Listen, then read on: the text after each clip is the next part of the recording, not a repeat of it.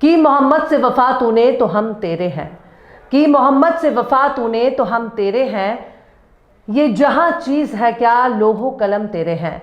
सलाम नमस्ते सत श्री अकाल, मैं हूं आपके साथ हर्षिता मिश्रा और आप देख रहे हैं टाइम्स मेल। इस मिडिल ईस्ट में अमेरिका एक ऐसा ठाकुर बन चुका है जिसके चाबुक से जुब्बे वाले कांप रहे हैं। 70 और 80 के दशक में भारतीय फिल्मों में एक ठाकुर होता था जो बहुत बदनाम था। ठाकुर इस हद तक बदनाम था कि किसी के घर में घुस जाता है, बहन बेटी को उठा ले जाता था, ताकत के जोर पर औरतों को रखैल बना लेता था, पर ऐसा करने से पहले ठाकुर इन्हें अपना गुलाम बनाता था। इसके लिए खड़ी फसल आग लगा देता था, फिर मुफ्त में अनाज बांटता था, गांव वालों को मुंह मांगा कर्ज देता था, बदले में उनकी जमीनें खेत खलियान अपने पास गिरवी रख लेता था। जब जब पैसे की जरूरत पड़ती थी तब तक ठाकुर अपने लाला को भेजकर पैसे बंटवा देता था।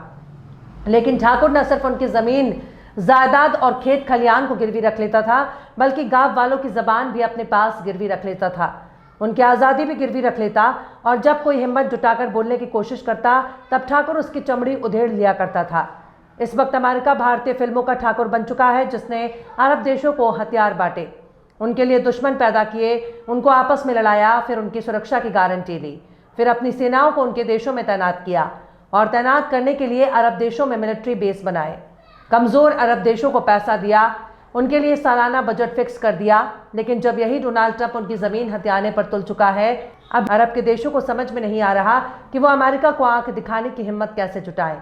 उनके एक राज की जानकारी वॉशिंगटन की तिजोरी में बंद है, या फिर यूं कहें कि अमेरिका के पास अरब देशों की आज़ादी गिरवी रखी हुई है। ऐसे में फिलिस्तीन पर अमेरिका की बुरी नज़र पड़ने के बाद भी अरब देशों की बोलती बंद है। वो आपस में खुसर फुसर कर रहे हैं, पर इनमें इतनी भी हिम्मत नहीं है कि वह अमेरिका से कह सके कि हमारे इलाके से दूर रहो। तुम कौन होते हो फिलिस्तीन को अपना बनाने वाले?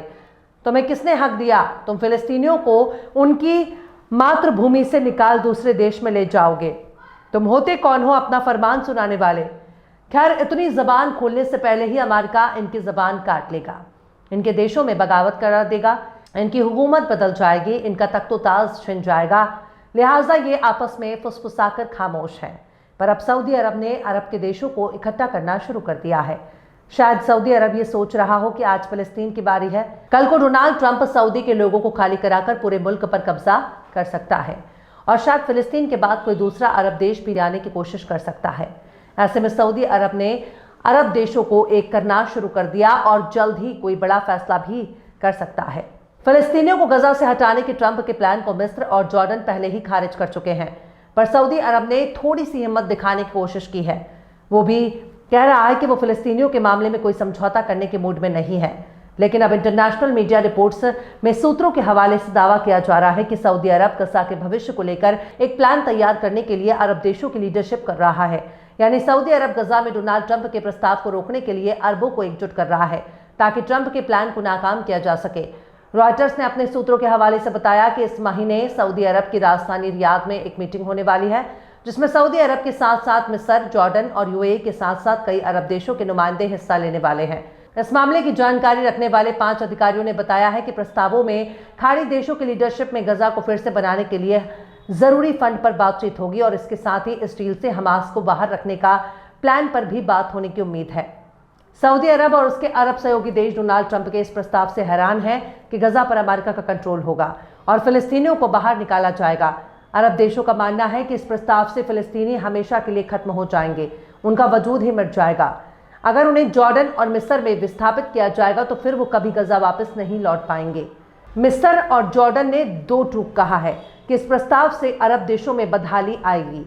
जॉर्डन के किंग अब्दुल्ला ने डोनाल्ड ट्रंप से पिछले हफ्ते मुलाकात भी की थी। मिस्र ने भी डोनाल्ड ट्रंप के प्रस्ताव को खारिज करने की बात कही।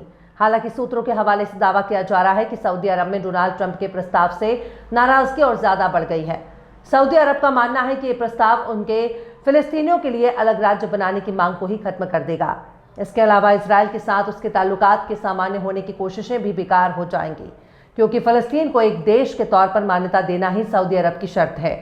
रॉयटर्स ने सऊदी अरब, मिस्र, जॉर्डन और दूसरे जगहों पर 15 सूत्रों से बात की है ताकि अरब राज्यों की तरफ से जल्दबाजी में जो नया मसौदा प्रस्ताव तैयार किया जा रहा है उसके आधार पर एक तस्वीर बनाई जा सके। अरब देशों की कोशिश गजा पर नया प्रस्ताव बनाकर अमेरिकी राष्ट्रपति को भेजना है ताकि इसे डोनाल्ड ट्रंप का ही प्रस्ताव बताया जा सके। एक अरब सरकारी सूत्र ने कहा है कि गजा के भविष्य के लिए कम से कम 4 प्रस्ताव पहले ही तैयार किए जा चुके हैं, लेकिन अब मिस्र का एक प्रस्ताव डोनाल्ड ट्रंप के विचार के विकल्प के लिए अरबों की कोशिशों के केंद्र में आ रहा है। मिस्र के 3 सुरक्षा सूत्रों ने बताया है कि मिस्र के प्रस्ताव में गजा पर हमास की भागीदारी के बिना शासन करने के लिए एक राष्ट्रीय फिलिस्तीनी समिति का गठन का प्रस्ताव दिया गया है। इसके अलावा विदेशों में फिलिस्तीनियों को विस्थापित किए बिना पुनर्निर्माण में अंतर्राष्ट्रीय भागीदारी और 2 राज्य समाधान की कोशिश भी शामिल है। अरब सरकार के सूत्र ने बताया है कि सऊदी अरब, मिस्र, जॉर्डन, संयुक्त अरब अमीरात और फिलिस्तीनी प्रतिनिधि 27 फरवरी को निर्धारित अरब शिखर सम्मेलन में प्रस्तुत किए जाने से पहले रियाद में प्लानिंग का जायजा लेंगे और इससे बातचीत करेंगे। रिपोर्ट के मुताबिक इस प्रस्ताव में सऊदी काउन प्रिंस मोहम्मद बिन सलमान काफी महत्वपूर्ण भूमिका निभा रहे हैं। वहीं जॉर्डन के एक अधिकारी ने कहा है कि हम अमेरिकियों को बता रहे हैं कि हमारे पास एक योजना है जो कारगर है। मोहम्मद बिन सलमान के साथ हमारी बहुत ही अहम मीटिंग होने जा रही है, जो कि इस कमान संभाल रहे हैं। क्राउन प्रिंस का पहले ट्रंप प्रशासन के साथ मधुर संबंध थे और नए ट्रंप युग के दौरान अमेरिका के साथ अरब संबंधों के लिए उनका महत्व बढ़ रहा है। लंबे समय से अमेरिका के लिए सऊदी अरब एक प्रमुख क्षेत्रीय भागीदार रहा है। इसके अलावा डोनाल्ड ट्रंप और क्राउन प्रिंस के बीच भी काफी अच्छे संबंध रहे हैं, लिहाजा अरब अधिकारी इस कोशिश में है कि दोनों नेताओं के बीच के अच्छे संबंध का फायदा गजा के पुनर्निर्माण में उठाया जा सके। पर गौर करने वाली बात यही है कि ट्रंप के बयानों को खुले मंच से भी नकारा जा सकता है। जैसा कुछ मुस्लिम देश पहले ही ट्रंप के प्लानिंग को खारिज कर चुके हैं, पर अरब देशों में इतनी भी हिम्मत नहीं है कि एक साथ मिलकर ट्रंप को आंख दिखा सके। ट्रंप की भूमिका भारतीय फिल्मों के ठाकुर के जैसी हो चुकी है, जिसने इन पर इतने कर्ज लाद दिए हैं कि इनको बोलने में शर्म आ रही है। अरब ने खुद को अमेरिका का इस हद तक गुलाम बना लिया है कि अमेरिका इनको अपने चंगुल से बाहर निकालने ही नहीं दे रहा। आज चाहकर भी अरब ट्रंप को मुंह तोड़ जवाब नहीं दे पा रहा। इसके पीछे की सिर्फ यही वजह है कि अगर ट्रंप ने अपनी तिजोरी खोल दी तो शायद अरब के बादशाहों के कपड़े भी ना उतर जाएं। लेकिन जल्द से जल्द अरबों ने एक होकर अमेरिका के चंगुल से खुद को आजाद नहीं कराया। वो दिन भी दूर नहीं जब अरब के देशों पर अमेरिका का मालिकाना हक हो जाएगा। बहरहाल चलते चलते आखिर में अल्लामा इकबाल ने भी क्या खूब फरमाया है, तुम में हूरों का कोई चाहने वाला ही नहीं, तुम में हूरों का कोई चाहने वाला ही नहीं, जलवाए तूर तो मौजूद है, मूसा ही नहीं। फिलहाल इस खबर में बस इतना ही। इस खबर को आप हमारे साथी शम्स तबरेज की कलम से सुन रहे थे। आपको कैसा लगा कमेंट बॉक्स में जरूर बताइएगा। वीडियो पसंद आए तो लाइक करें, शेयर करें और बेबाक, निष्पक्ष, स्वतंत्र पत्रकारिता को सपोर्ट करने के लिए आप हमारे चैनल टाइम्स मेल को जरूर से सब्सक्राइब करें और हाँ, बेल आइकन की घंटी वाली बटन आप जरूर से दबा दें ताकि आपको हमारे आने वाले नए वीडियो की नोटिफिकेशन फौरन ही मिल जाए। फिर मिलते हैं किसी और वीडियो में एक नई खबर के साथ। हर्षिता मिश्रा को दीजिए इजाजत। जय हिंद। अगर अभी तक आपने हमारे चैनल टाइम्स मेल को सब्सक्राइब नहीं किया है तो जल्दी से सब्सक्राइब कर दें और बेल आइकन भी प्रेस कर दें।